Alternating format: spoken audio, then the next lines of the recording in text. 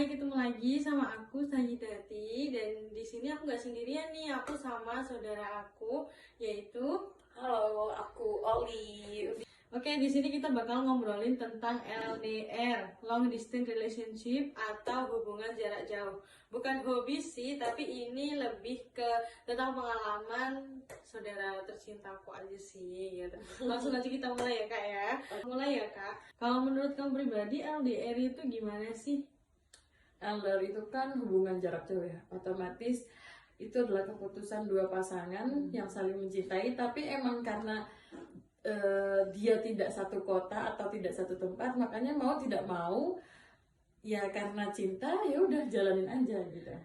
Tapi kayaknya bukan cuma karena, biasanya itu bukan karena beda kota aja sih, kayaknya Ya. mungkin sekota atau karena tempat pekerjaan, maksudnya pekerjaannya jauh, maksudnya beda pekerjaannya Ya, gitu ya bisa jadi ya seperti itulah. Ini kan podcastnya judulnya LDR nih, dan kakak sebagai narasumbernya udah pasti itu ya, udah pasti pernah ngerasain LDR kan. Itu dari kapan sih? BTW dulu aku tuh dari 2016 ya. Aku hampir 7-8 tahun dan pada akhirnya pun kandas. Kenapa? Padahal kan udah selama itu, kenapa nggak diterusin? Kenapa, ada apa? Dikarenakan pasangan punya hubungan itu nggak selalu berjalan lurus, pasti ada kiri kanannya, ada tikungannya, tanjakan dan turunan. Ya, yang mau nggak mau pada akhirnya 7 atau 8 tahun itu kita kandas.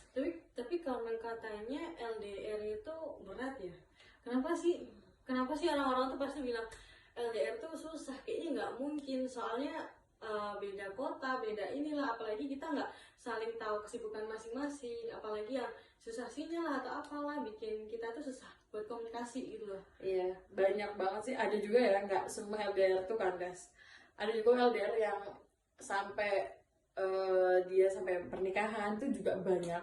Cuma ya untuk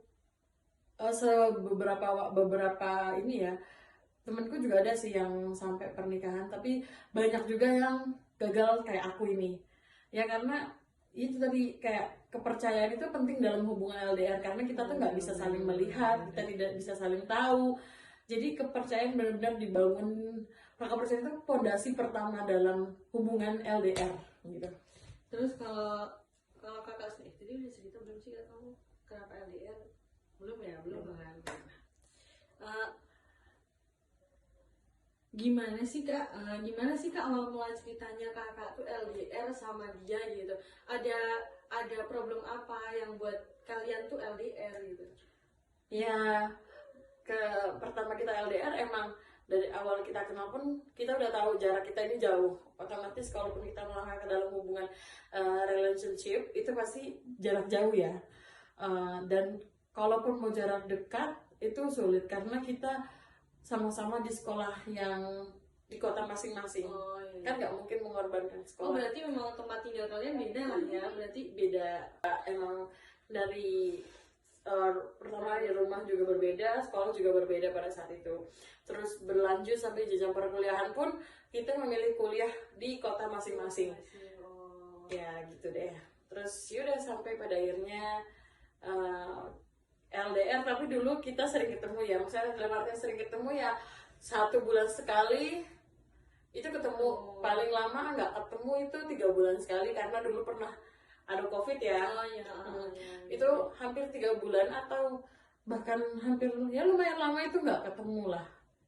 Terus ya ketemu seringnya ya karena sebulan sekali aja sebelum COVID dan sesudah COVID itu. Berarti udah ada rencana paten ya dari awal tuh, pokoknya kita sebulan sekali harus ketemu nih gitu.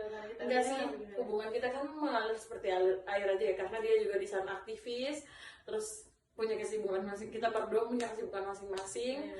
Ya udah, punya kesibukan masing, kita berdua punya kesibukan masing-masing. Ya udah, seada waktu senggang aja baru ketemu gitu.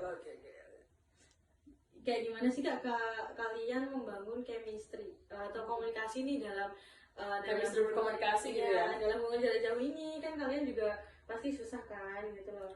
Dalam hubungan pasti ada ya, di fase bosan itu pasti ada. Dan cara membangun chemistry pasangan LDR itu ya gimana ya, tergantung dari pasangan kita.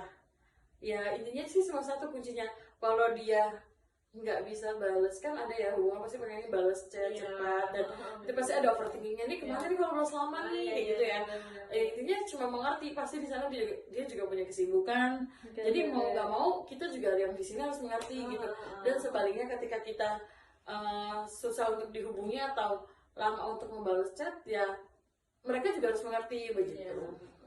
Terus nih Kak, aku mau nanya, kalau misal nih ternyata si doi lagi sibuk atau apa nggak bisa ngabarin, terus kakaknya overthinking, itu gimana sih gimana ya cara untuk menghempas overthinking itu biar kayak udahlah nggak apa-apa gitu, apa berusaha positif thinking atau bagaimana? Lebih bagusnya sih mengisi waktu luang ya. Kalau cewek pasti kurang lebih banyak sukanya drakor mungkin, atau emang kita juga sama-sama menyibukkan dalam kegiatan sosial atau kampus, itu juga sangat membantu banget ya untuk menghilangkan overthinking gak jelas banget itu, atau ya nongkrong ngecil aja sama teman-teman gitu aja sih ya, biar nggak terlalu mikirin dia banget. Soalnya gini ya, realistisnya tuh walaupun dia pacar kita, tapi dia juga punya kehidupan masing-masing. Hidup dia nggak semua tentang kita, hidup kita nggak melulu tentang dia gitu.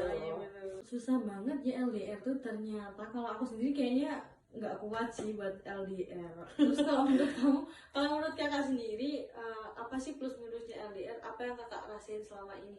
Ya plusnya apa, minusnya gimana? Plusnya tuh kalau LDR tuh kayak pertemuan itu adalah waktu yang sangat berharga banget ya, sangat berharga. Ketika ketemu tuh kayak itu loh yang walaupun kita menunggunya mungkin berbulan-bulan, bertahun-tahun, atau kadang ada yang walaupun beberapa hari, beberapa minggu, tetap aja sebuah pertemuan LDR itu adalah hal yang paling ditunggu-tunggu, dan waktu itu pasti berharga banget untuk kaum LDR ya, terutamanya. Terus rindunya ditabung dulu ya, dari celengan rindu.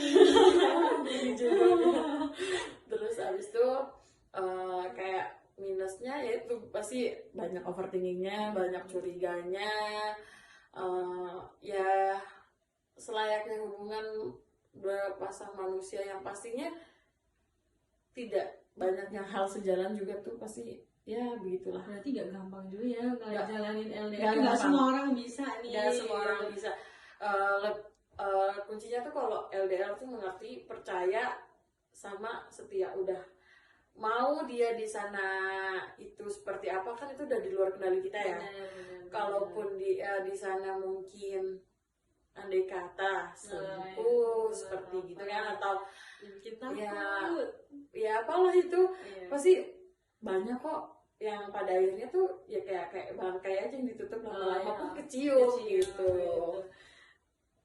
Oh ya, berarti kesimpulannya LDR tuh nggak semua orang bisa ngejalanin, dan nggak semua orang tuh bakalan kuat, dan apalagi harus saling menanamkan rasa percaya, rasa ya gimana ya, harus setia, terus gimana memahami, terus mengerti. Resiko overthinkingnya itu lah harus, iya gitulah pokoknya semangat buat kaum LDR, pejuang LDR ya kan, mau pada akhirnya bersanding di pelaminan atau bersanding di perselisihan yang pada ujungnya berpisah, nggak apa-apa, jalanin aja dulu, karena jodoh nggak ada yang tahu. Bener banget. Terus ada sebelum closingan podcast nih, ada nggak sih Kak pesan buat para yang LDR di luar sana nih, ada nggak sih biar mereka tuh kayak hubungannya awet langgeng gitu? Ya intinya itu kuncinya, memahami, mengerti, saling percaya, itu ya, percaya, memahami, komunikasi juga itu penting.